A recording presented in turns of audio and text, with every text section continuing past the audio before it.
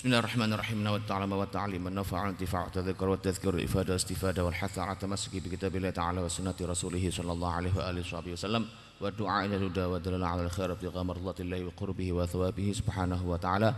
Assalamualaikum warahmatullahi wabarakatuh. Iki MC ini wis mau. Wis tampil mau MC ini. Oh iya wis. Tuh menawani MC durung tampil kan. MC-nya setelahnya. MC-nya setelahnya. Oh iya wis.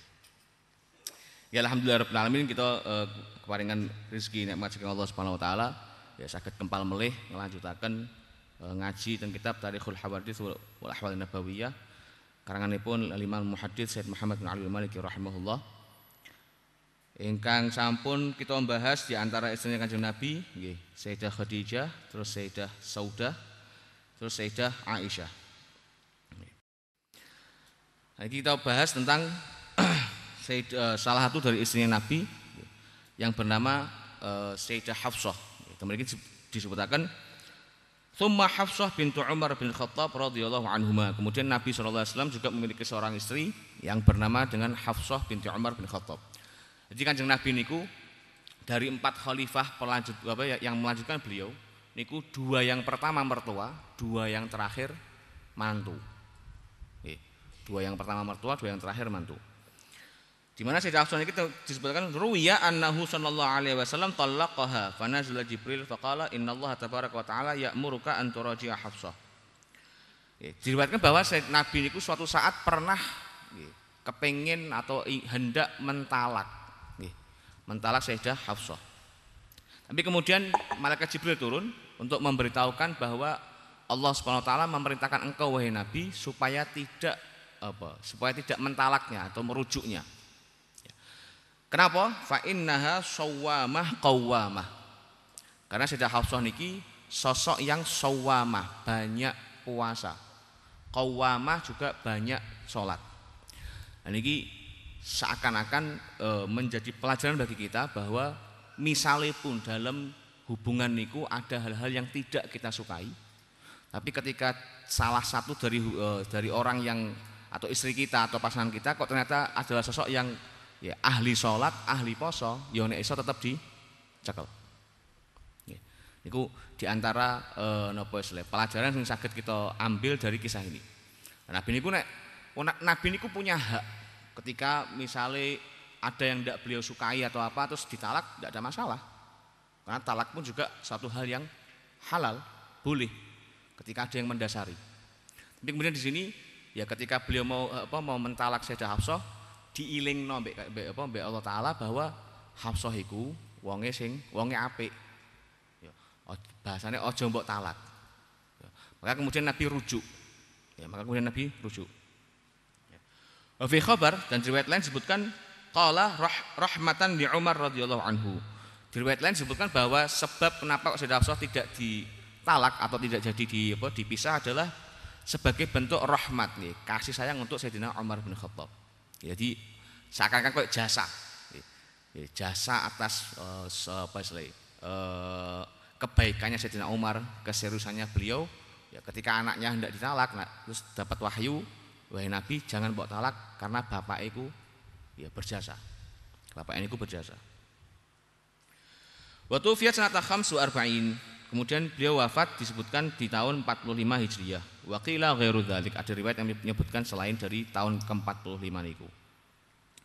Wa tazawwaja sallallahu alaihi wasallam Ummu Habibah binti Abi Sufyan dan Nabi sallallahu alaihi wasallam juga menikahi ya putri dari Abu Sufyan yang bernama atau yang mendapat panggilan Ummu Habibah. Nama beliau disebutkan oleh para ulama aslinya adalah Romlah. Ya, Romlah. Jadi sing duwe kanca mbiyen SD jenenge Romlah mbok paido-paido iki ya iki. Ketara wajah-wajah ngene iki to. Nggih. Jadi Ummu Habibah niku nama aslinya Romlah. Nggih, Romlah. Putri dari Abu Sufyan. Wahia bil Habasyah. Lah saat dinikah niku Ummu Habibah niki masih di Habasyah. Jadi makanya kita akan belajar bahwa ada masa di mana saat Nabi SAW berada di Mekah, niku kaum muslimin diperintahkan untuk hijrah ke negeri Habasyah, Ethiopia. Ya, Ethiopia. Iku ketoke sebelah genduk lah ketoke lah. Di apa? Kalelang ngulon ya wilah. Lah, di antara orang yang kemudian hijrah ke negeri Habasyah itu adalah Sayyidah Ummu Habibah niki. Wa asdaqaha anhu an-Najasyi 400 dirham. Ini dirham ya. Dari dirham. Dan yang memberikan mahar, yang menanggung mahar dalam pernikahan antara Nabi dengan Sayyidah Ummu Habibah niki adalah an-Najasyi, rajane Ethiopia. Ya, rajanya Ethiopia. Karena Najasyi ini diriwayatkan bahwa beliau kemudian masuk Islam tapi tidak sempat untuk bertemu dengan Nabi. Ya, sehingga ketika Najasyi ini wafat, ya disebutkan bahwa Nabi itu sholat ghaib. Ya, sholat ghaib. Di Masjid Ghamamah. Nanti insya Allah sama Habib Hamid kita akan ditunjukkan masjidnya sebelah mana. Amin. Cerdas ya kita kan. Sekumpul aku perang tahun kita tambah cerdas gitu. Seneng aku. Berarti kan berhasil gitu loh ya. Ya, berapa maharnya 400 dirham? 400 dirham. Dicatat ya bahwa dulu nisab zakat untuk dirham itu adalah 200 dirham. Ya. Berarti Nabi memberikan mahar atau ya dibayari bahasa kasarnya gitu ya. Mahar ke Ummu Habibah sejumlah 400 dirham 2 kali nisab zakat. Kalau kita bandingkan ya dengan sekarang ya, karena sekarang nilai emas sama perak itu terpaut terlalu jauh. Kalau kita hitung dari nisab zakat tadi, emas itu 20 dinar, dirham itu 200 dirham. Berarti kan satu dinar emas senilai dengan 10 dirham. Kira-kira kan ngono. Lah saniki 20 dinar iku pira juta kuwi? Ya pokoknya 80 sekian lah, tidak salah, 80 atau 70 sekian juta. Ya, kali itu 2 kali, larang ya. Nah saya ini kan ya 1.000 jadilah. Ya. Karena sing berat kan sebelumnya gue lah ya. Ya, ini juga menandakan bahwa ya Nabi niku tidak terus memang membolehkan, bahkan Nabi pun menganjurkan bahwa teng hadis itu abrakuhunna aisaruhunna muhuran. Ya. Yang paling baik atau yang paling berkah dari para wanita itulah yang maharnya paling atau yang mudah. Ya. Jadi ora sing neko-neko. Aja sing njaluk omah sing tingkat 7, sing tingkat 3 kudu ana iki, tingkat 4 kudu ana iki, tingkat 5 sok miring sithik ya. Ruwet ya. Ya. Tapi Nabi itu tidak serta-merta ketika memahari pun terus dienteng-enteng ya sementingkan dadi enggak. Tetap dengan 400 dirham. Dan nanti ketika banyak di istri Nabi itu rata-rata ya, maharnya antara 400 sampai 600 dirham. Ya, 400 sampai 600 dirham. Wa wali nikahnya Utsman bin Affan radhiyallahu anhu, dan yang menjadi wali nikahnya adalah Sayyidina Utsman bin Affan karena Sayyidina Utsman di antara sahabat yang juga ikut ke negeri Habasyah. Ya, Sayyidina Utsman ini masih punya hubungan dengan Abu Sufyan. Ya, masih ada hubungan dengan Abu Sufyan. Nah, tidak salah Mindon Misan lah lupa aku. Wa tuwfiyat radhiyallahu anha sanata 44 dan kemudian beliau wafat tahun 44 Hijriah. Dan diingat ya bahwa Ummu Habibah niki dinikahi Nabi saat bapaknya belum masuk Islam. Ya. Maka nanti Ummu Habibah ini ada peranan penting saat kisah di Fathu Mekah. Jadi catat sih Ummu Habibah ini kok bakal disebut saat di Fathu Mekah. Wa tazawwaja sallallahu alaihi wasallam Ummu Salamah Hind binti Umayyah radhiyallahu anha. Dan Nabi juga menikah dengan sahabat perempuan yang namanya Ummu Salamah. Namanya Hindun. Hindun iki ya orang dulu dipakai untuk nama laki-laki dan juga dipakai untuk nama perempuan. Jadi kadang-kadang ada orang laki namanya Hindun, ada orang perempuan namanya Hindun. Lho iya kok teng mriku iya. Kok nembe sadar kula.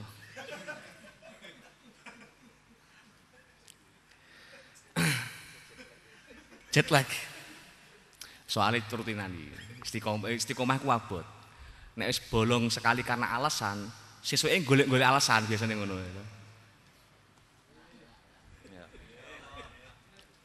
Kuat kuwi kuat.